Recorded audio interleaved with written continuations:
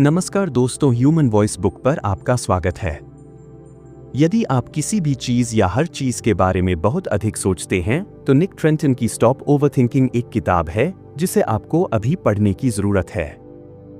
किसी भी प्रकार के तनाव का सामना करना पड़ रहा है तो यह किताब आपका नजरिया बदल देगी और आपको शांति और शांति के द्वीप पर उड़ान भरने के लिए पंख देगी। अभी पढ़ें और आनंद प्राप्त करें। आज हम बात करने वाले हैं स्टॉप ओवरथिंकिंग किताब के बारे में जिसे निक ट्रेंटन ने लिखा है। इस किताब के समरी में आप चिंता को कम करने और अपने दिमाग पर नियंत्रण हासिल करने के प्रभावी, इफेक्टिव तरीके सीखेंगे। भटकता हुआ मन दुखी मन होता है। अगर आप पिछली घटनाओं को एनालाइज करने और आने वाले पलों के बारे में इस हद तक चिंता करते हैं कि एक मामूली काम पर ध्यान केंद्रित नहीं कर पा रहे हैं तो आप जरूरत से अत्यधिक सोच रहे हैं। हम में से बहुत से लोग आतन ओवरथिंकर बन गए हैं क्योंकि इससे हमें यह भ्रम, इल्यूजन होता है कि हम जिस समस्या के बारे में ज्यादा सोच रहे हैं उसके समाधान के बारे में कुछ कर रहे हैं। ऐसी सोच के साथ अत्यधिक सोच से छुटकारा पाना लगभग असंभव है। भले ही आप एक सही प्लान बना लें, लेकिन अगर आपकी चिंता बढ़ेगी तो दिमाग ओवरथिंकिंग करता रहेगा।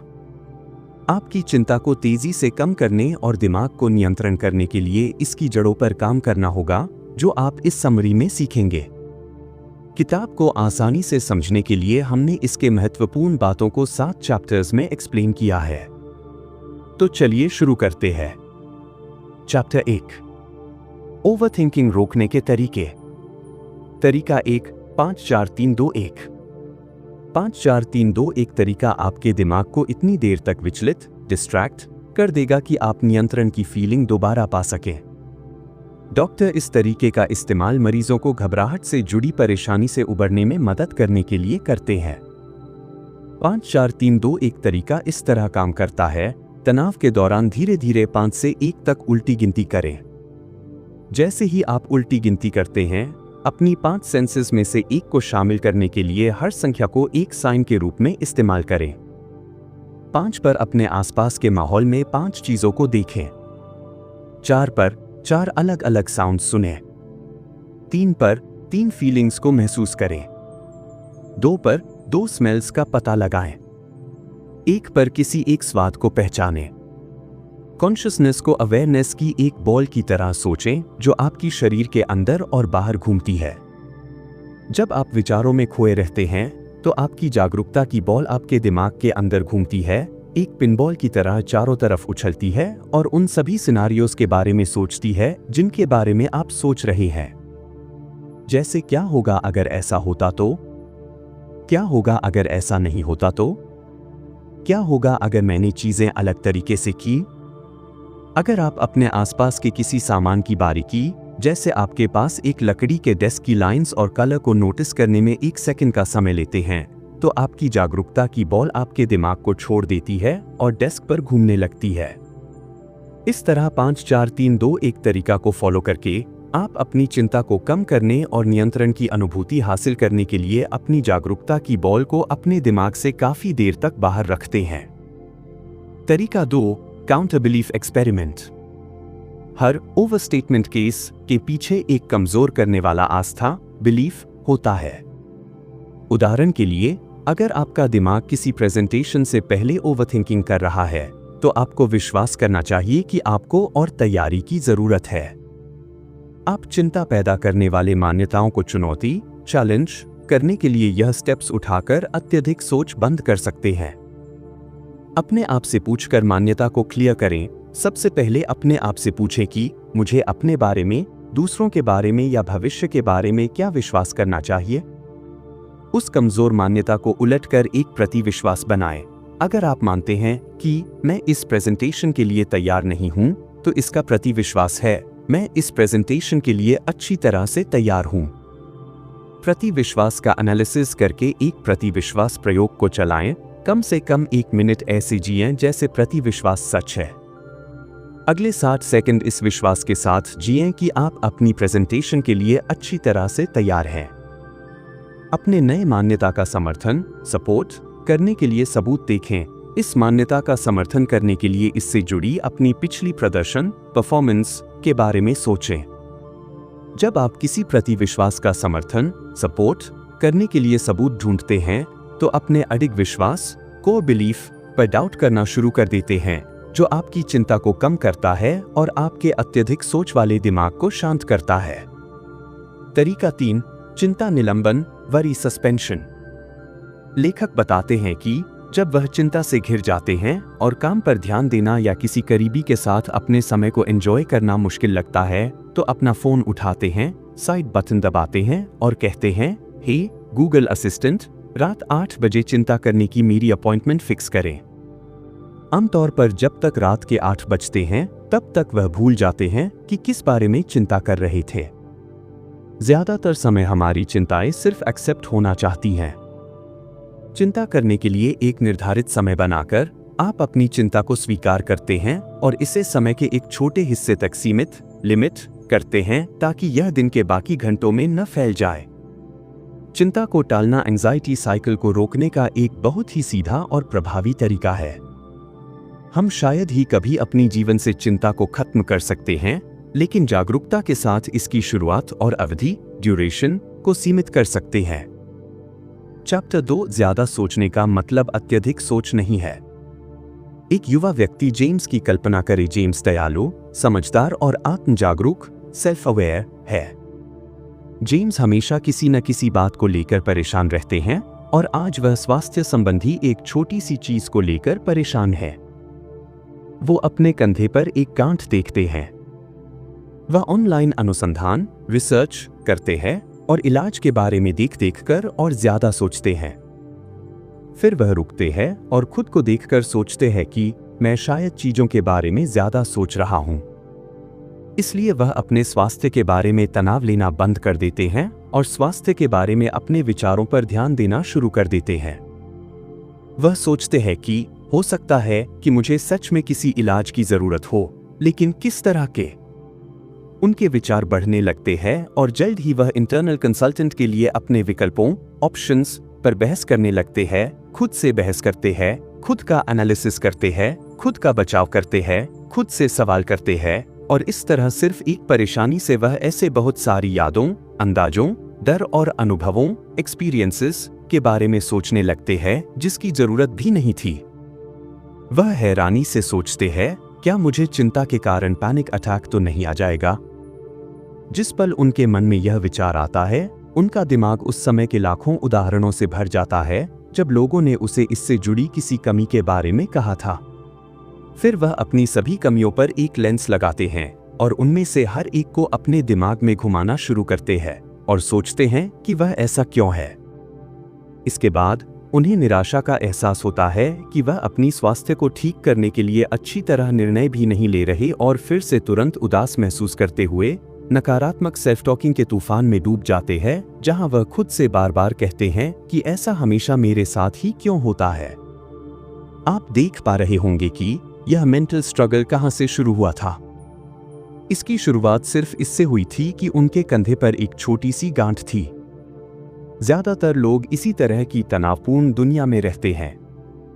अत्यधिक सोच तब होती है जब आपके विचार नियंत्रण से बाहर हो जाते हैं।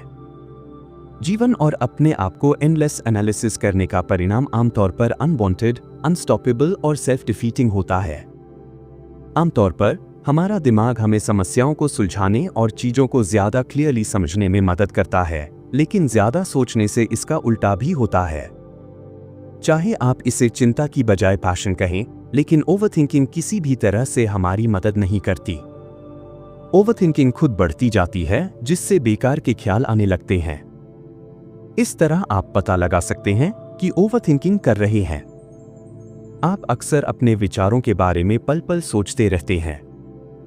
अपने विचारों को नियंत्रित करने के लिए कड़ी मेहनत करते हैं।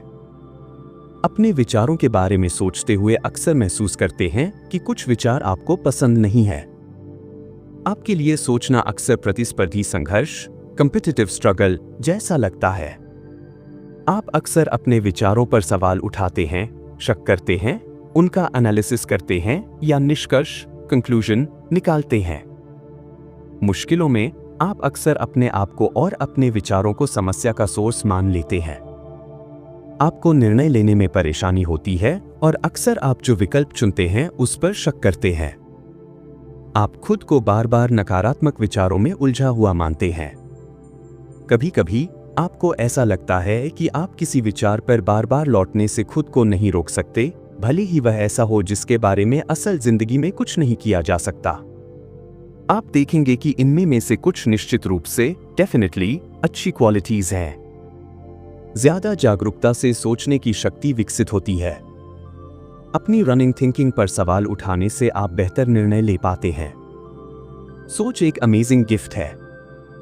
हमारी अपनी सोच को रोकने, विश्लेषण करने और पूछताछ करने की क्षमता यकीनन मानवता की सबसे बड़ी क्वालिटी है और हमारी कई सफलताओं का कारण है। सोचना कुछ बुरा नहीं है। हमारा दिमाग इसके लिए भगवान से मिला एक अनोखा टूल है, लेकिन जब हम जरूरत से ज्यादा सोचते हैं तो इसकी शक्ति को कमजोर कर देते हैं। चैप्टर 3, तनाव की वजह। तनाव के आमतौर पर यह कारण होते हैं। लोग अक्सर पैसे, काम, परिवार, संबंध, बढ़ती उम्र या तनावपूर्ण लाइफ इंसिडेंट्स के कारण परेशान रहते हैं। बाहर किसी के पास अच्छी मटेरियलिस्टिक चीज देखकर उसे पाने की इच्छा में तनाव होना, काम का प्रेशर, बच्चों की डिमांड और संबंधों में इमोशनल स्पार्क न होना, नकारात्मक खबर सुनना। पॉलिटिक्स दो तरह की होती है, सकारात्मक पॉलिटिक्स और नकारात्मक। सकारात्मक जिसमें देश की तरक्की की बातें होती हैं और नकारात्मक जिसमें किसी दूसरे को नुकसान पहुंचाने की बातें होती हैं। नकारात्मक पॉलिटिक्स पर बातें करने से तनाव बढ़ता है। नींद की कमी और बहुत ज्यादा जंक फूड खाना। वह दर्दनाक यादें जो अतीत में आपके साथ हुई उन्हें याद करना। आपका कम बैंक बैलेंस। इसके अलावा जिस माहौल में आप ज्यादातर समय बिताते हैं वह भी दिमाग पर काफी असर डालता है, जैसे आपके घर और ऑफिस का माहौल। इसलिए आपने तनाव को दूर करने के लिए सलाह के रूप में आपने सुना होगा कि अपना कमरा साफ रखें। अनऑर्गेनाइज्ड माहौल, चाहे वह घर पर हो या ऑफिस में, आमतौर पर चिंता का एक महत्वपूर्ण कारण है, क्योंकि यह अवचेतन सबकॉन्शियसली आपके दिमाग पर प्रभाव डालता है। लाइट की क्वालिटी, आपके कांटेक्ट में आने वाली स्मेल और आवाज, दीवारों के रंग और आपके साथ इन जगहों पर रहने वाले लोग, इन जैसी चीजें तनाव और खुशी के लेवल को प्रभावित करते हैं। चैप्टर 4, ओवरथिंकिंग के परिणाम। क्या आपको जेम्स याद है? हमने सिर्फ कुछ समय के लिए उसके दिमाग पर एक नजर डाली, लेकिन कल्पना कीजिए कि वह 24/7 ऐसा करता है। हालांकि हम जानते हैं कि यह फायदेमंद नहीं है, फिर भी ज्यादातर लोग चिंता और ओवरथिंकिंग को नुकसानदायक नहीं मानते।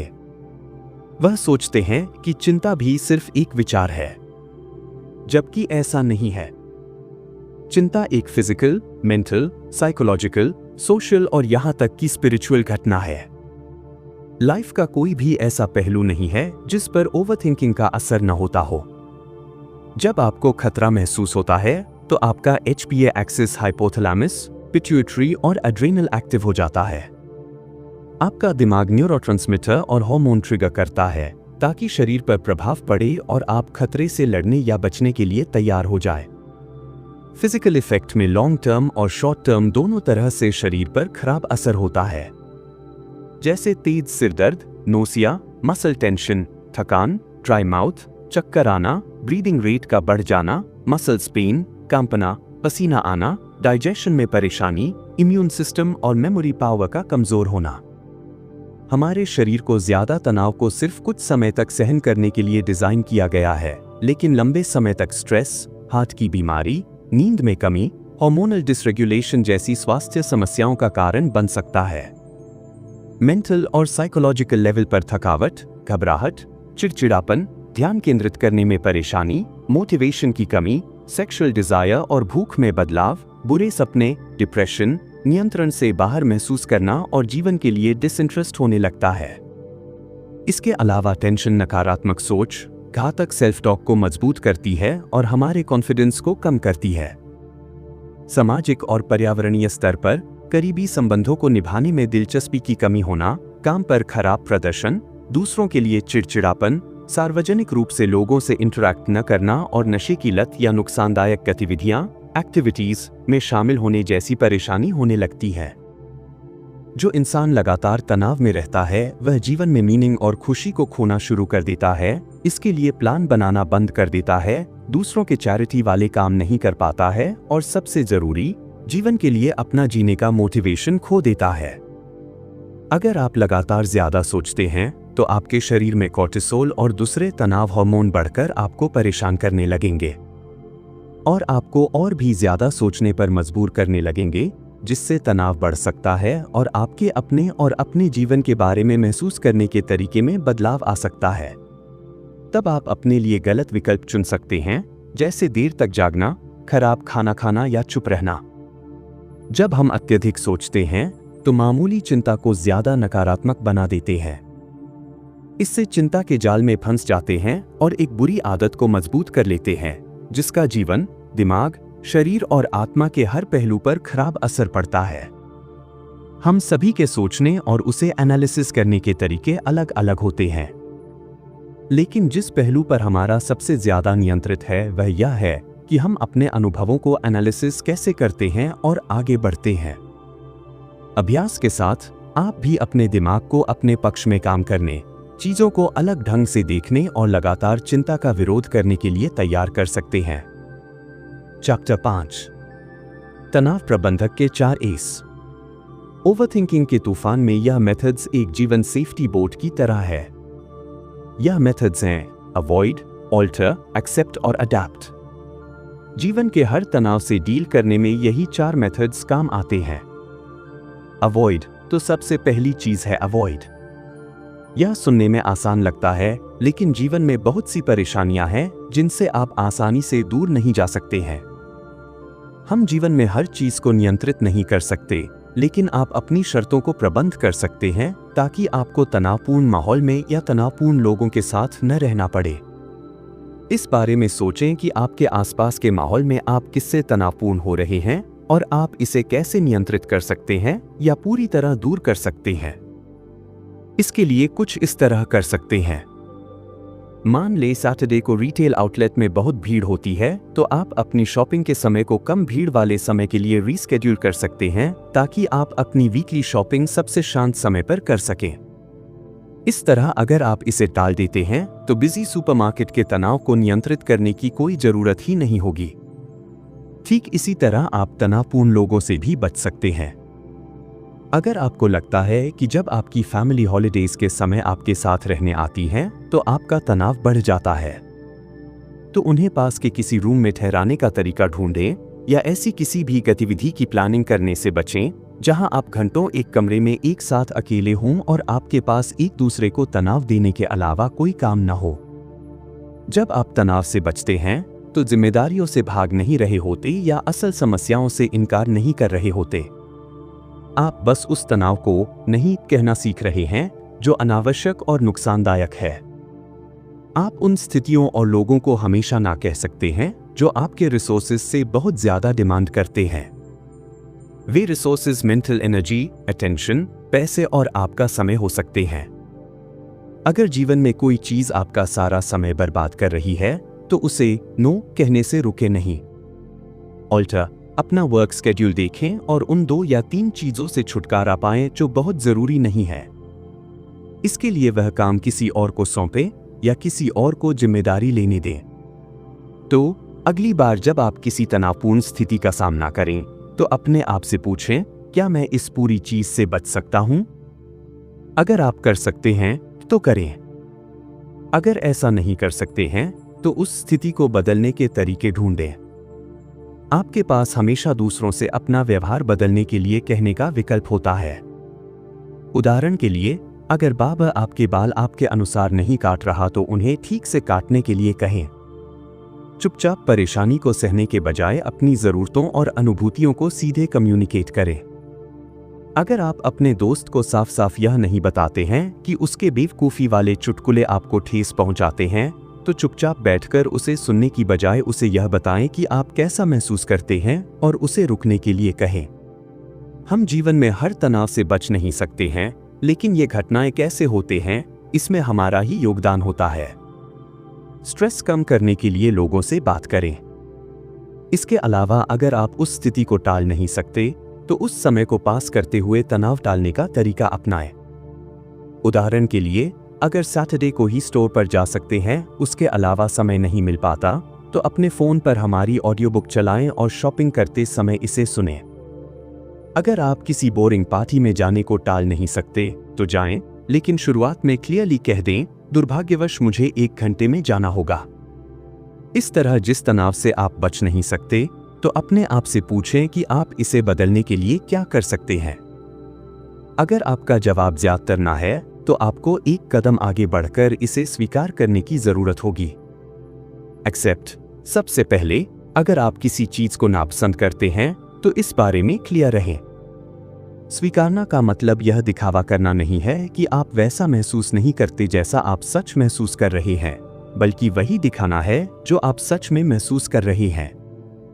उदाहरण के लिए, आपके पार्टनर ने रिसेंटली मैसेज के द्वारा आपसे संबंध तोड़ लिया है और आप उसके इस निर्णय के बारे में बहुत कुछ नहीं कर सकते, तो अपनी अनुभूति को शेयर करने के लिए किसी दोस्त को फोन करके स्थिति को स्वीकार करने पर काम कर सकते हैं। अगर स्थिति ऐसी है जिसमें आपके साथ इनजस्टिस हुआ है, तो एक्सेप्ट करके माफ कर दें। याद रखें कि माफ करना एक ऐसी चीज है जो आप अपने लिए करते हैं, न कि दूसरे इंसान के लिए। जब आप माफ करते हैं, तो आप दूसरे इंसान पर नाराजगी जताने और उसे ब्लेम करने के तनाव और बर्बाद होने वाली ऊर्जा से खुद को आजाद कर रहे होते हैं। कभी कभी हम खुद बाहरी स्थितियों को नहीं बदल सकते, लेकिन उस समय आप यह देख सकते हैं कि अंदर से उनके बारे में कैसे बात करनी है और सकारात्मक लहजे का इस्तेमाल करना है। उदाहरण के लिए, यह कहने के बजाय, मैं अपने एग्जाम्स में फेल हो गया और अपनी फैमिली का पैसा बर्बाद कर दिया, मैंने भी बहुत मेहनत की, इसके बावजूद पास नहीं हुआ, मैं कितना बेवकूफ हूं, आप कह सकते हैं, मैंने गलती की है और मैं इससे खुश नहीं हूं। लेकिन यह एक घटना मुझे परिभाषित नहीं करता। मैं इन गलतियों से सीखकर आगे बढ़ूंगा और अगली बार बेहतर प्रदर्शित करूंगा। एक्सेप्टेंस का मतलब यह नहीं है कि जो हुआ उससे हम सहमत करते हैं या आपको यह पसंद है और इसे बदलने की कोशिश नहीं करनी चाहिए। इसका मतलब सिर्फ यह है कि हम उस चीज को शांति से स्वीकार करते हैं जिसे आप हकीकत में नहीं बदल सकते, इसलिए उस पर ध्यान केंद्रित करें जो आप कर सकते हैं। अडैप्ट। लॉन्ग टर्म में अगर आप कस्टमाइजेशन कर सकें तो तनाव को बहुत अच्छी तरह से मैनेज कर सकेंगे। कस्टमाइजेशन का मतलब है आपके दुनिया को देखने के नजरिए, आपके लक्ष्यों, आपके बिलीफ्स और एक्सपेक्टेशंस में जरूरत के अनुसार बदलाव करना। किसी ऐसे इंसान की तरह न बने जो परफेक्शनिस्ट मानसिकता का है और हमेशा परफेक्शन के चक्कर में इसलिए तनाव में रहता है क्योंकि वह अक्सर भी अपने तय किए हुए स्टैंडर्ड्स को पूरा नहीं कर पाता। तो तनाव को खत्म करने का सबसे अच्छा तरीका यह नहीं है कि वे सुपरमैन बनने का रास्ता ढूंढें, बल्कि अपनी एक्सपेक्टेशंस को कम करें ताकि उसकी नई एक्सपेक्टेशंस ज्यादा सूटेबल और हकीकत के अनुसार हों। स्ट्रेस को अपनाने का मतलब है कि आप जिंदगी का बेहतर ढंग से सामना करने के लिए खुद को बदल लें। इसके लिए होपलेस विचारों में शामिल होने से इनकार कर दें और जानबूझकर ज्यादा ऑप्टिमिस्टिक बनने की अभ्यास करें। इस तरह सिर्फ नजरिए बदलने से आप अक्सर अपने मानसिकता को फ्लेक्सिबल बनाते हैं, जिससे परेशानी में भी मौके नजर आने लगते हैं। क्योंकि जब हम तनाव फ्रेंडली हो जाते हैं, तो खुद को मजबूत बनाने के तरीके ढूंढते हैं। इसके लिए हर दिन उन सभी अमेजिंग चीजों की थैंक यू लिस्ट बनाने की आदत डालें जो आपको असल जिंदगी में मिली है। इसके अलावा अफर्मेशन करें कि आप मजबूत हैं और विपरीत परिस्थितियों से डील कर सकते हैं। अगर आपके पास इस तरह की शक्तिशाली अप्रोच, विचारों और मोटिवेशन है, तो आप कॉन्फिडेंस से स्थितियों का सामना कर सकते हैं और इस मानसिकता के साथ जीने से पर्सनालिटी बेहतर बनती है। तो ये हैं स्ट्रेस मैनेजमेंट के 4 प्रिंसिपल्स। जब आप खुद को तनाव में महसूस करें तो रुकें और उसे देखें। स्थिति चाहे कितनी भी तनावपूर्ण हो, आपके लिए सक्रिय इसे डील करने का तरीका हमेशा मौजूद होता है। आप तनाव के सामने हेल्पलेस नहीं हैं, आपके पास टूल्स मौजूद हैं। इन टूल्स का इस्तेमाल करने के लिए बस थोड़ी सी जागरूकता की जरूरत है। उदाहरण के लिए, वर्क प्लेस पर कोई कोलीग आपको हर दिन तनाव देता है, तो चुप रहने के बजाय रुकें और पूछें कि क्या आप कोलीग से बच सकते हैं। कैफेटेरिया में उनसे मिलने से बचने के लिए अलग समय पर लंच करें या फिजिकली उनसे दूर बैठें। लेकिन मान लीजिए कि आप वीकली मीटिंग्स में उनका सामना करने से बच नहीं पाते, यहीं पर वे अक्सर आपको परेशान करते हैं या आपके आइडियाज चुरा लेते हैं, तो आप स्थिति को बदलने के तरीकों के बारे सोचें, जैसे आप मीटिंग से जल्दी बाहर कैसे निकल सकते हैं। आप अपने कोलीग से पर्सनली बात करें और अपनी चिंताओं को शेयर करें कि मैं आपके इस व्यवहार से मीटिंग में अनकंफर्टेबल महसूस करता हूं। जब आप मुझे रोकते हैं तो लगता है कि मुझे रिजेक्ट कर दिया गया है। अगली बार मीटिंग में आप अपने आइडियाज शेयर करें और कृपया मुझसे थोड़ा सीमा में रहें। अगर इनमें से कुछ भी हकीकत में संभव नहीं है तो स्थिति को स्वीकार करें। किसी करीबी दोस्त से अपनी निराशा के बारे में बात करें या अपने आप को यह हकीकत समझाएं कि उस कोलीग का नेचर ही ऐसा है, वह सभी को परेशान करता है, इसलिए उसे व्यक्तिगत रूप से न लें। अंत में आप ज्यादा आत्मविश्वासी और आउटस्पोकन व्यक्ति बनने पर काम करके उसे काबू कर सकते हैं।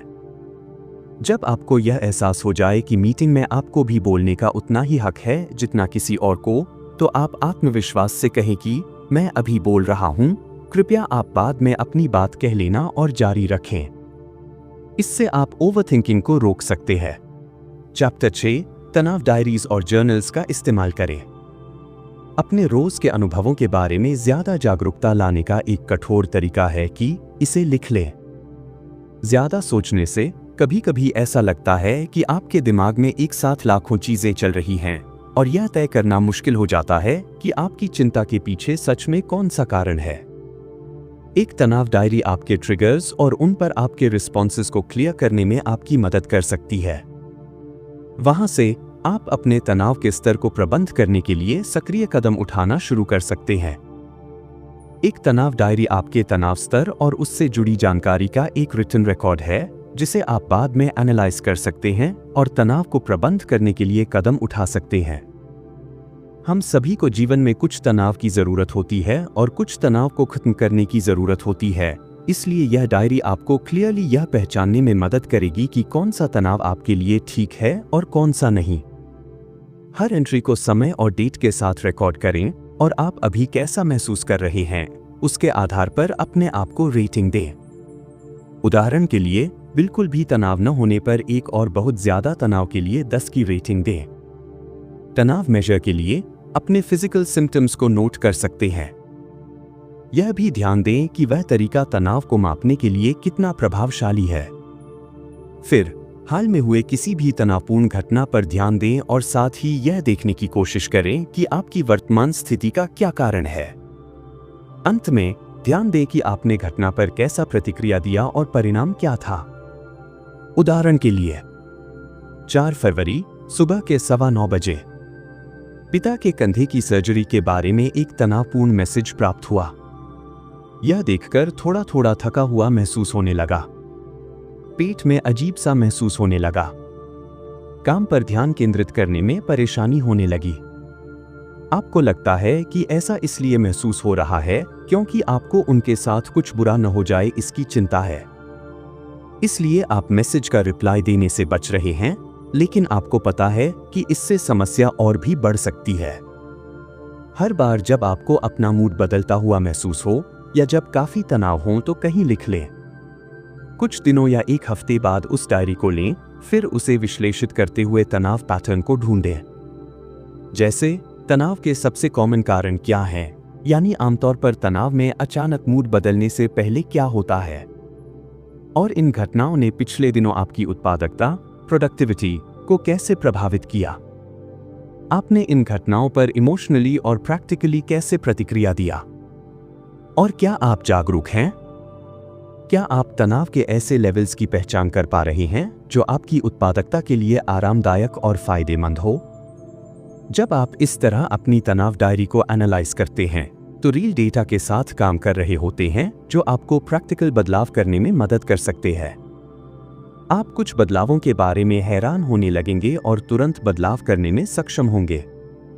आपको हमेशा तनाव डायरी रखने की जरूरत नहीं है। हकीकत में कुछ हफ्तों तक इसका इस्तेमाल करने के बाद प्रोसेस ऑटोमेटिक हो जाता है और आप इस चीज की ज्यादा जागरूकता विकसित करने लगते हैं कि कारण क्या है और उसे ठीक करने का प्रैक्टिकल तरीका क्या है। एक बार जब आप अपने जीवन में तनाव के असल कारणों को समझ लेते हैं तो ठीक करने के लिए 4S टेक्निक का इस्तेमाल कर सकते हैं, या तनाव को कम करने के लिए अपनी लाइफस्टाइल या स्केड्यूल को संगठित करें। अगर आप देखते हैं कि आपका सारा तनाव एक ही इंसान से आ रहा है, तो आप उससे रिलेशन के चारों तरफ कुछ लिमिटेशंस लगा सकते हैं। अगर आप देखते हैं कि गुस्सा करने से चीजों को संभालना मुश्किल हो जाता है, तो अपने गुस्से को कम करने पर काम करना शुरू करें। अगर आपकी जॉब लगातार चिंता का कारण बनी हुई है, तो इसे ठीक करने का अंदाजा लगाकर कुछ समय के लिए छुट्टी ले सकते हैं या जॉब को बदल सकते हैं। जो भी तनाव हो उसे लिखें जरूर, क्योंकि चीजों को लिखने से अपने आप ही तनाव दूर होने लगता है। यह आपको अपने थॉट्स को इकट्ठा करने, प्रॉब्लम्स को सुलझाने और अपनी अंदरूनी आवाज को सुनने में मदद करता है। इस तरह यह डायरी एक थेरेपिस्ट की तरह काम करती है। आपको जो पसंद है और जो आपकी सिचुएशन में काम करता है, उसके अकॉर्डिंग जर्नलिंग या एक डायरी का इस्तेमाल करें। अगर आप खराब मूड से जूझ रहे हैं, तो आपको ग्रैटिट्यूड जर्नल करना चाहिए। बस रोजाना उसमें 5 ऐसी चीजें लिखें जिनके लिए आप ग्रेटफुल हैं। यह छोटे से छोटी चीज भी हो सकती है, जैसे आपकी सुबह की कॉफी का अच्छा टेस्ट, आज सड़क पर चलते हुए दोस्त से मिलने पर खुशी या नई जीन्स को पहनने से अच्छा महसूस होना।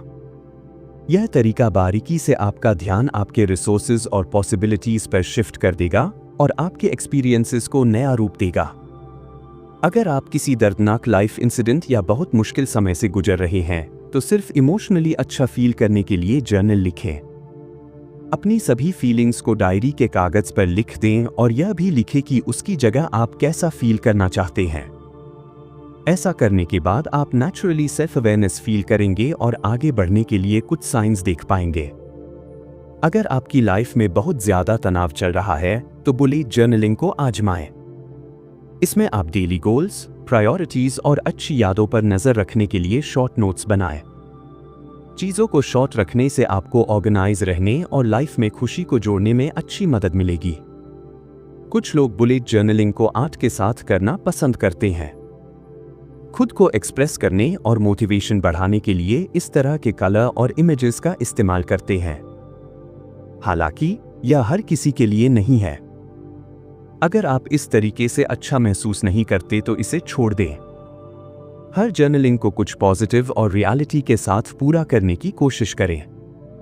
जैसे अंत में एक पॉजिटिव अफर्मेशंस लिखें, कुछ पॉजिटिव एक्शन लिखें या उसमें आगे बढ़ने वाली कुछ पॉसिबिलिटीज और सॉल्यूशंस का रास्ता लिखें। अगर आप खुद को पास्ट की दुखी यादों में लौटते हुए पाते हैं, तो अवेयरनेस के साथ अपना पास्ट डिजाइन करें। इसके लिए पास्ट की अच्छी यादों और लर्निंग्स को लिख लें और उन चीजों को भी नोट कर लें जिन्हें पास्ट में नहीं बदल पाने के कारण दुखी थे लेकिन अब बदल सकते हैं। फिर उन इंसिडेंट्स को छोटे छोटे हिस्सों में तोड़ें और ऐसे थीम पैटर्न की तलाश करें जो उन सभी को एक साथ जोड़ता है। देखें कि आज का पल कैसे पास्ट से जुड़ता है। फिर अपने आप से पूछें कि आप उसकी जिम्मेदारी लेने के लिए क्या कर सकते हैं। एग्जाम्पल के लिए, अगर आप पास्ट में की गई गलतियों पर शिकायत कर रहे हैं, तो इस तरह से एक कहानी बना सकते हैं। आप बेवकूफ नहीं थे जिसने कुछ गलत किया, बल्कि आप युवा थे और सीख रहे थे और अपने डेवलपमेंट प्रोसेस में आप लगातार बेहतर हो रहे थे। आप देख सकते हैं कि उस समय की गई गलती ने आज आपको ज्यादा मैच्योर बना दिया है। चैप्टर 7, अपने समय और इनपुट्स को मैनेज करें। हमारी चिंता का सबसे बड़ा सोर्स खराब समय प्रबंधन, टाइम मैनेजमेंट है।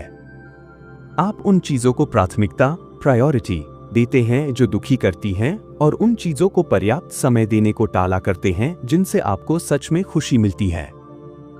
आप एंजॉयमेंट और आराम के लिए शायद ही कभी समय निकाल पाते हैं, इसलिए अपने तनाव लेवल को कम करने के लिए सक्रिय रूप से एक्टिवली ऐसा करना चाहिए।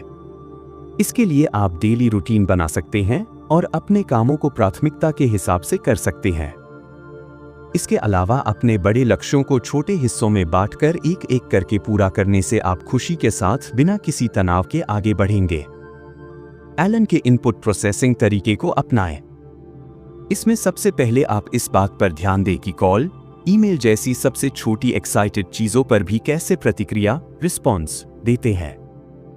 फिर आपको अपने वर्तमान प्रतिक्रिया के बेस पर प्रतिक्रिया देने के बेहतर तरीके की प्लानिंग बनानी है। एक दूसरा उपयोगी तरीका लक्ष्यों का इस्तेमाल करना है। आपके गोल स्पेसिफिक, मेजरेबल, अचीवेबल, रेलेवेंट और टाइम बाउंड होने चाहिए। अपने लक्ष्यों को बहुत स्पेसिफिक डिटेल्स के साथ नोट करें ताकि आप जान सकें कि सच में क्या करना है। फिर यह मेजर के लिए कोई स्टैंडर्ड या पैमाना बनाएं जिससे आपको पता चलेगा कि आपने यह लक्ष्य हासिल कर लिया है। तय करें कि आप लक्ष्य हासिल करने लायक हो। कुछ ऐसा नहीं होना चाहिए जिसे सिर्फ सपने में देखा जा सके, हकीकत में उसका कोई एग्जिस्टेंस ही न हो। देखें कि यह लक्ष्य आपके जीवन की वैल्यूज से कैसे जुड़ा है और इसे हासिल करने से आपकी लाइफ में कौन सा पर्पस पूरा होगा। अंत में इस लक्ष्य को पूरा करने के लिए एक समय सीमा तय करें ताकि आप इसे तय समय में पूरा कर सकें।